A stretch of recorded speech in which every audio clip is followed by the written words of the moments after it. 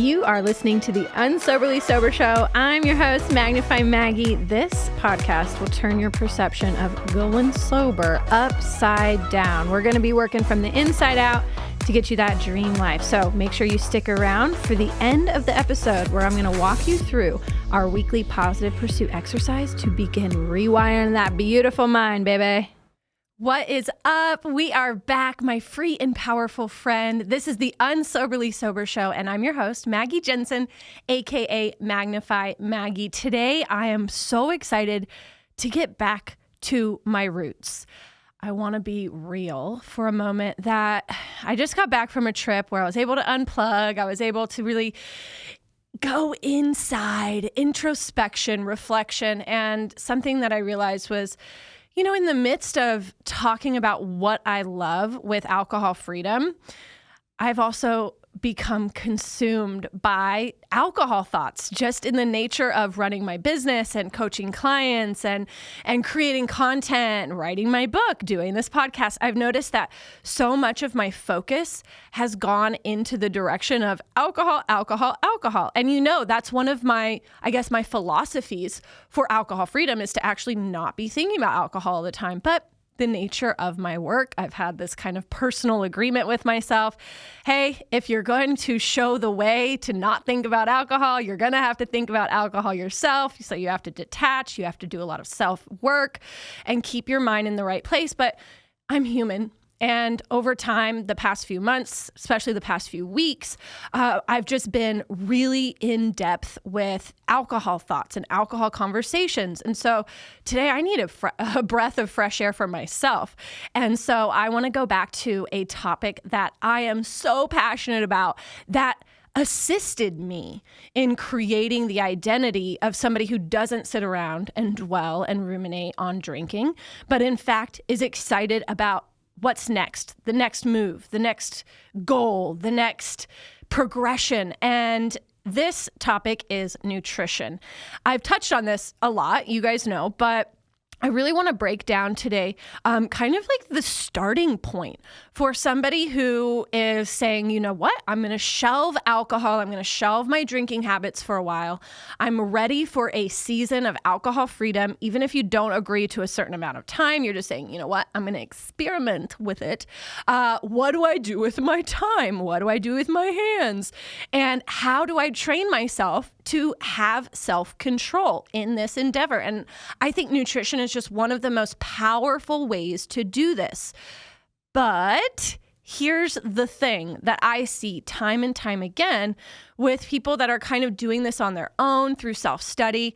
Nutrition is one of those gray area sciences where there's so much information out there that it is so hard to choose what do I eat? In fact, if you are scrolling through Instagram and you follow a lot of health and wellness coaches or influencers, then it can get to the point where you're not sure what you could eat that isn't going to kill you. You know, I'm going to talk about oatmeal today, and just scrolling yesterday, I saw probably 5 or 6 reels about how oatmeal can kill you and all of these really scary fear-mongering themes around nutrition, which does not help the venture of, hey, let me not drink and let me practice eating well.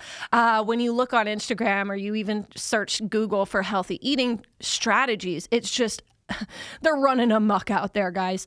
And so today I want to talk about some really easy ways to streamline it, break it down, simplify nutrition so that you can start your healthy journey where you actually learn that you are in control of what you put in your mouth, which is really kind of the big shift that I got from nutrition was like, wow, I have the power to control what I put in my body where I used to never have that. So I kind of want to break it down how to start, because here's the thing. When people will search and they find these nutrition strategies that they're like, oh, maybe I could try this, maybe I could try that. A lot of times the first things that we land on are very trendy things. I can't tell you the amount of Magnify community members that come in, people from the internet, one-on-one clients that first start with me and they say, oh, well, I would be really interested in intermittent fasting, or I'd be really interested in this juice cleanse. I would be really interested in keto. And okay, first off, I would say, if it's something that interests you, if it's something that gets you excited, that's great. And that's one thing. And if you want to follow that enthusiasm and that interest, by all means, go down the black hole, go down the dark abyss of web knowledge, find credible sources to then implement. But before you really complicate things so much with something that might be a little bit more advanced or AKA trendy, like IF or keto or those juice cleanses, which I would say avoid those at all costs. Before you get into those things that are more advanced, have a lot of rigidity, have a lot of restrictions, just get in the habit of eating. Because here's the thing. I'm going to introduce, and I've mentioned this word before, I'm going to introduce this concept of paradigms. Paradigms are subconscious mental programs that control all of our habitual behavior. And the way that you eat, the way that you drink, the way that you think, but specifically here for today, the way that you eat is driven by a paradigm. And that paradigm will control whether or not you use the intellectual knowledge that you have about nutrition. So I say all of that to question, do you know how you could be eating better, but you're not? Because most people would reply yes.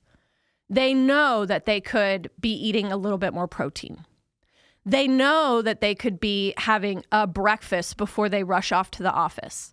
They know that they should not be eating fried chicken every night.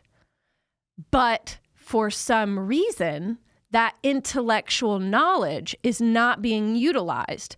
And that some reason, in quotes, if you're just listening, air quotes, that some reason, for some reason, I know what to do, but I'm not doing it. The not doing it part is the paradigm. That's the mental program, the way you are conditioned. That might be conditioning from childhood. Maybe in childhood, your family never had a sit-down meal for breakfast. Maybe in childhood, at night, you guys just kind of fended for yourself and you dug through the pantry. Those things are conditioned into you. I will say oftentimes you also will eat the same way that your family did. I know my husband makes the same exact recipes that his mom makes, and that's our life now. So, but how you eat is conditioned into you as a child. But then depending on how long you spent drinking and not eating correctly, that's also conditioning. So if, and I'm going to take a page out of my mom's book, she was extremely undernourished. She was, always being questioned for eating disorders, but it wasn't that she had a fear of food. It was just that she drank so much that her appetite was gone. She had no habit around eating. She had no confidence around food selection. In fact, that was one of the reasons that her body ended up breaking down from alcohol, was that she was undernourished. So I think that when we get in the habit of drinking, we start to condition, unintentionally recondition whatever healthy eating habits we might have had. And so when we shelve alcohol and we go back to eating, we might know the things that we should do, but we're not doing them.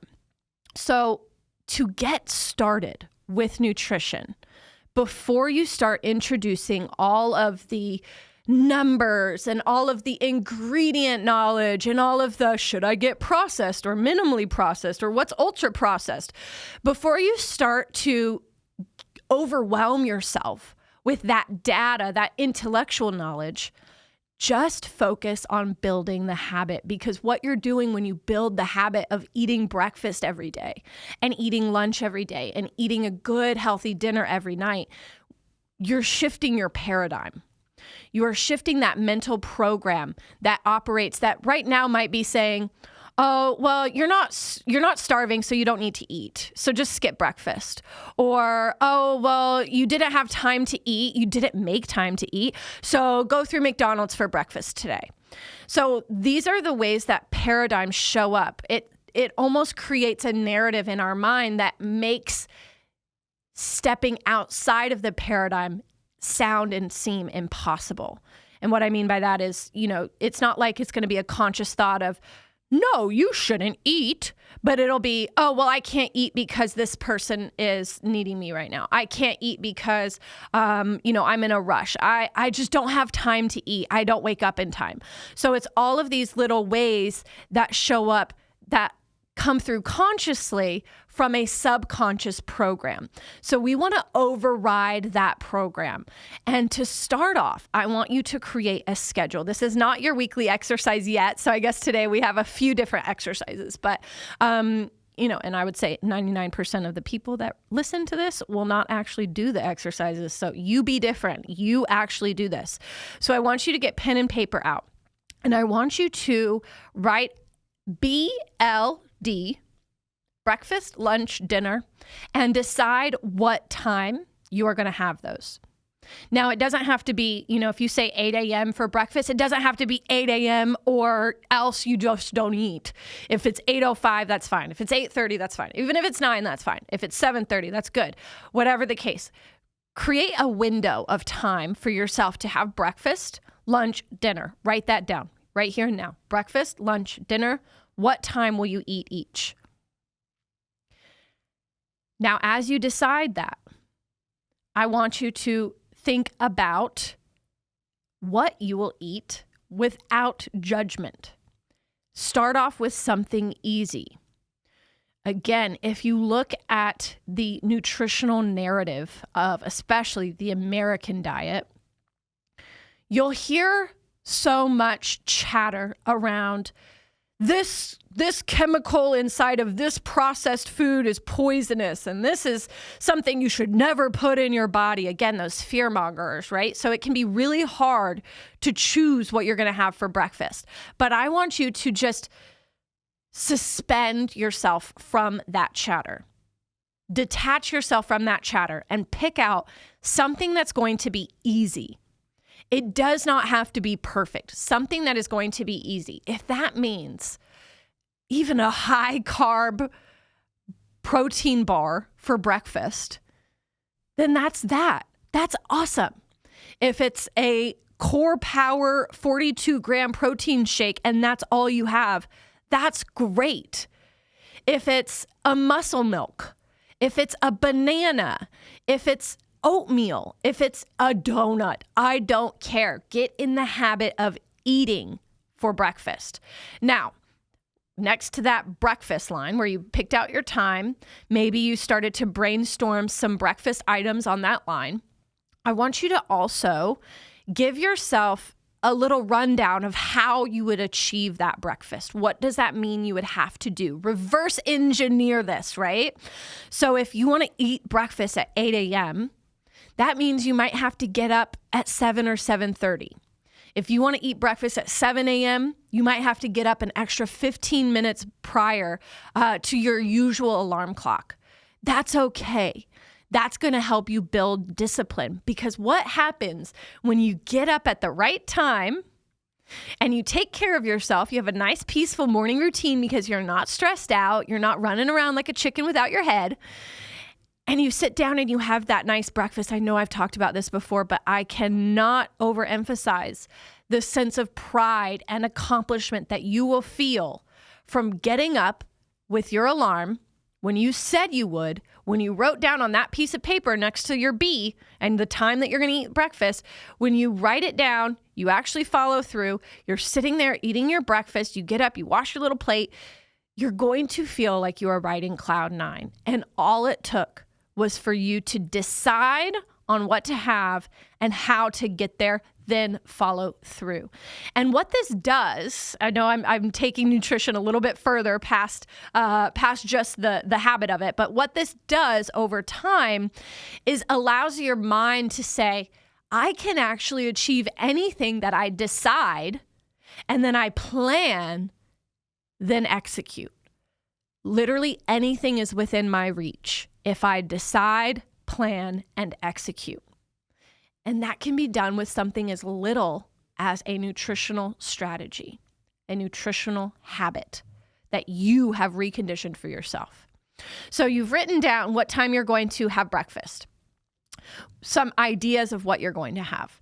And then You're reverse engineering that. What time would you have to get up? Okay, perfect. Next up, we've got that L for lunch. Okay, what time will you eat lunch?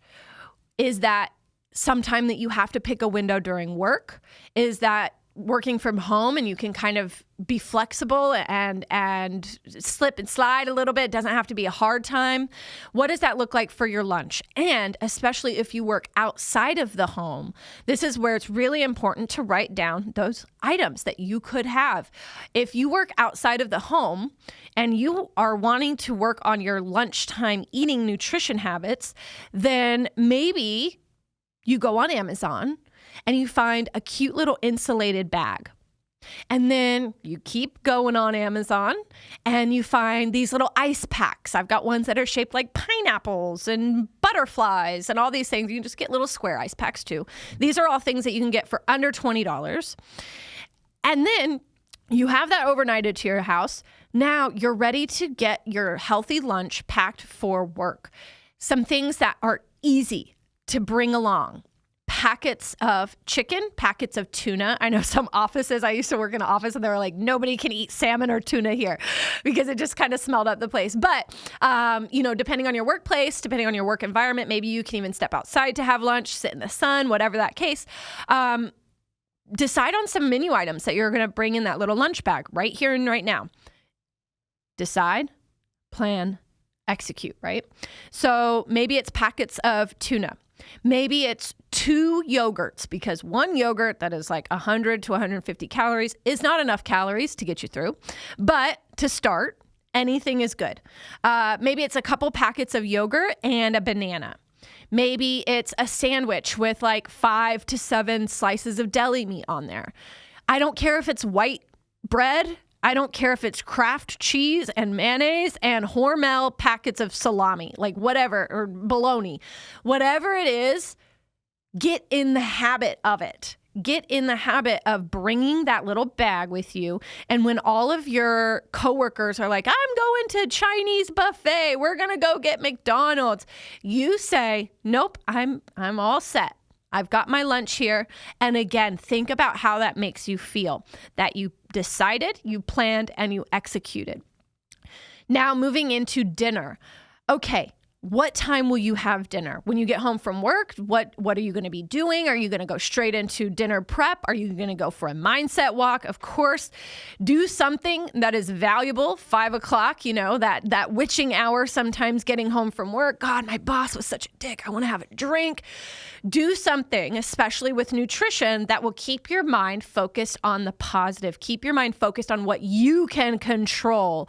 And I promise detaching from all of the stresses at work by focusing on nutrition will help you actually solve any issues that are within your control at work. But I digress. So dinner, you're getting home. What do you have to do? Maybe it's some veggie prep. Maybe it's cutting up some fresh vegetables. Maybe you're not there yet. Maybe your dinner is literally hamburger helper. I don't care. Again, do what you got to do to get the habit in line. Then what happens when you actually stick to this habit for 5, 7 days, 2 weeks, 1 month? Well, you start to adapt. And having that breakfast, getting up on time and having that peaceful morning and having breakfast, that becomes easy because you are a highly adaptive creature called a human being. And I know it's wild to think about, but you are adaptive. So you're going to start to adapt to this new schedule and this new quote unquote workload of having to plan your meals. Here's the thing. I just want to add this in there. You used to plan your drinks. That took a lot of energy. All of that energy that you used to give to planning your drinks, plan your meals. You have that potential. It was just in the wrong direction beforehand. So anyway, when you do this, you adapt and that becomes easier. Eventually, it is a habit where you've expanded your bandwidth and you understand how to put the puzzle together for your nutrition. Then, when you're at that stage, when you've nailed that habit and you've become the type of person that prioritizes getting healthy fuel in your body, again, I'm going to be loose with healthy because just starting It doesn't have to be perfect. It could be those ultra processed foods. I don't care. But when you get into that habit, then your mind starts to say, how could I get better with this? How could I advance this? That is the function of your mind. You'll get to one goal and then you'll say, this is beautiful. I'll adapt to it and I'll be ready for the next goal. So get the habit in line, and then that's when you start to, pick out credible nutrition influencers or nutritional doctors. Lane Norton is one of my favorites to follow. Bio Lane. He has very non-biased, very studied information on nutrition. And if you're ever wondering if oatmeal will kill you or if sugar is addictive, go check out his page. He's a PhD in nutrition. So I love his stuff. So find valuable resources to study and then practice. If you want to try intermittent fasting, maybe once you have the habit of actually eating, that's when you say, okay, I'm going to add in all of these variables. I'm going to add in that extra echelon of, having more of a time window of when I eat, and my breakfast, lunch, and dinner will be condensed, but at least you'll be in the habit of having the breakfast, lunch, and dinner. You'll just now be able to condense them into whatever window you have. Maybe it's that you want to try keto. That really energizes you and makes you excited to give it a try. And I say, if something excites you, that's going to mean that you adhere to it, that you stick with it longer. And that's really the consistency, and the long-term effort is really what brings results. That's why some people get results with keto, and some people get results with IF, and some people get results with just following their macros. It's because it's something that they like to do.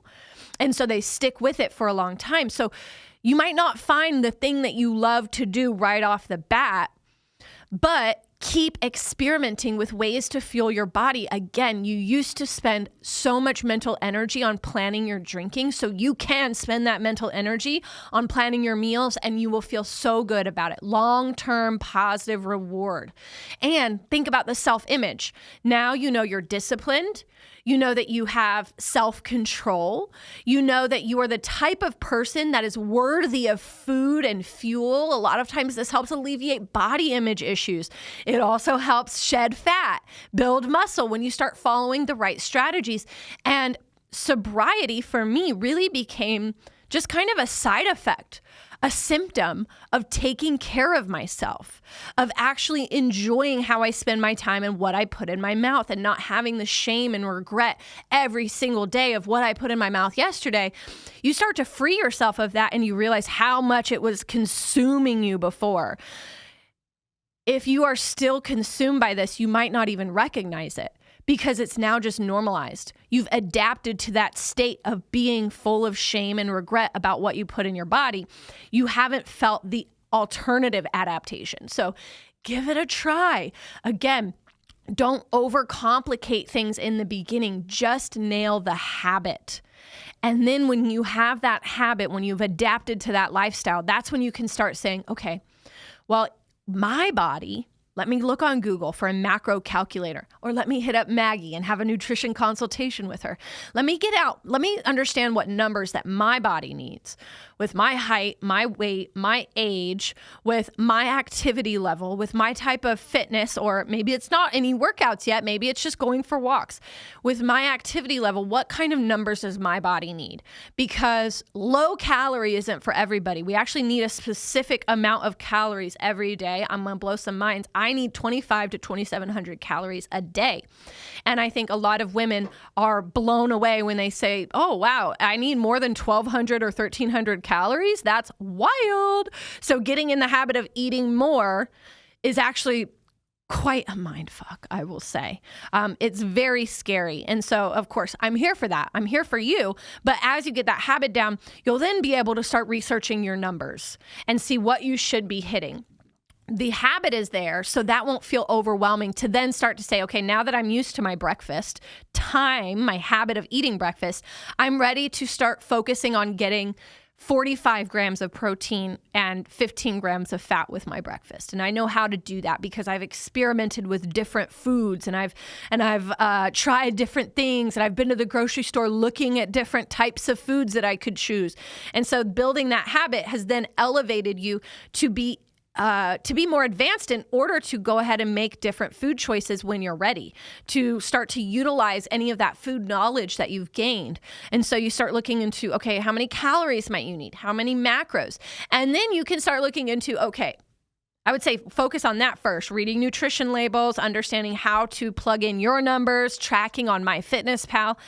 And then when that habit is solidified, kind of the top tier now I would look at is ingredients and trying to swap out the majority of your foods with minimally processed to organic whole foods. Now, I would even scratch organic because it's not necessary. There are things that will help you if you're eating organic, but if that's out of your price range, if you're not ready for that, that does not mean that an apple that's non-organic is bad for you.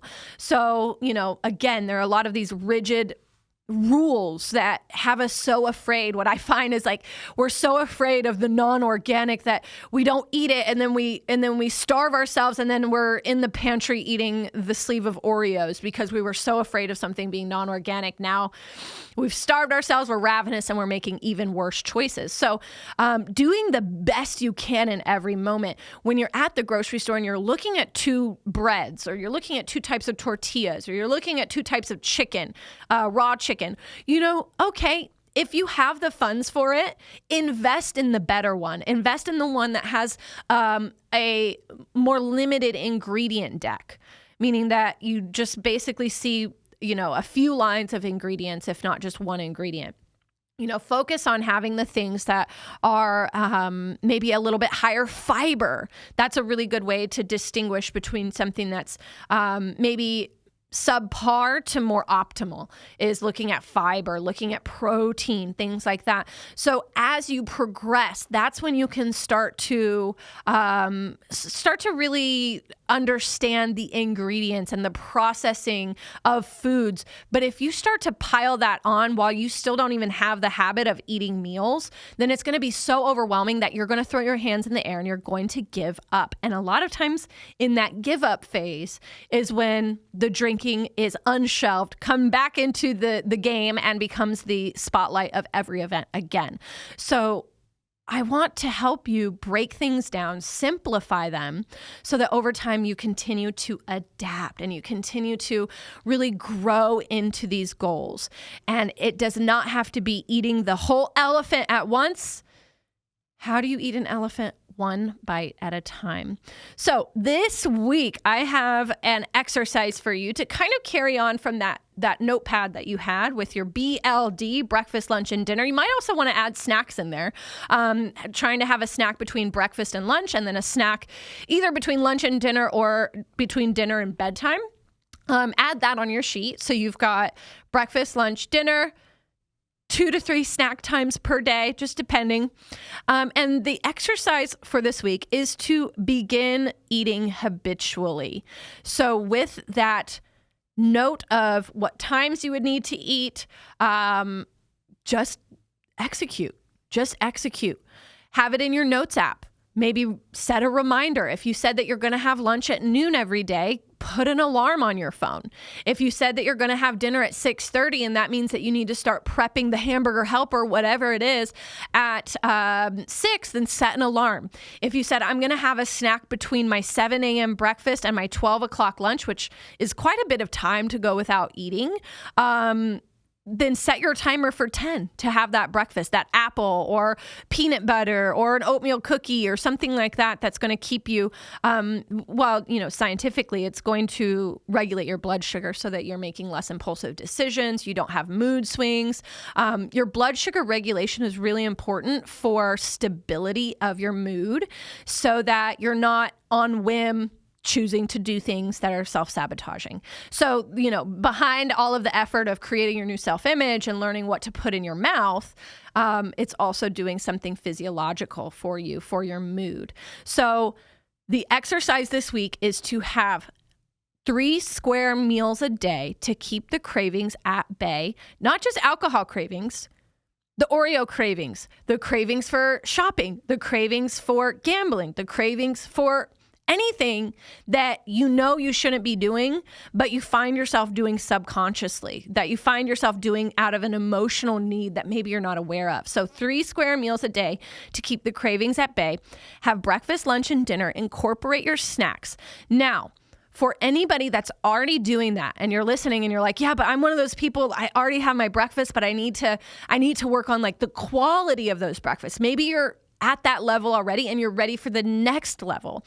So for those people, if you've already been eating habitually, I encourage you to get the free version of MyFitnessPal to see what your current food numbers look like. So a lot of times we don't really understand, just eyeballing it, what portion sizes look like, how many calories we're consuming when we have, say, that peanut butter. That's definitely a culprit. Sometimes avocados, we get carried away. It's mainly those fat sources, right? So look towards figuring out what you're currently eating through MyFitnessPal.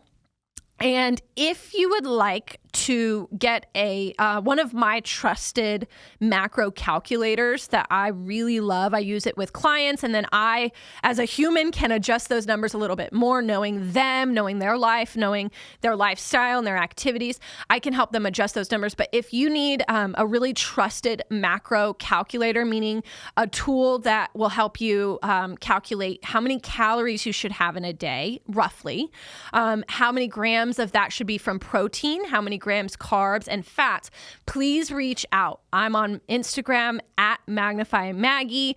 It's a really long link, so I can't really just talk about it here. I want to send it to you. So comment on this on YouTube if you want that link. Email me, magnifymaggiej@magnifypw.com.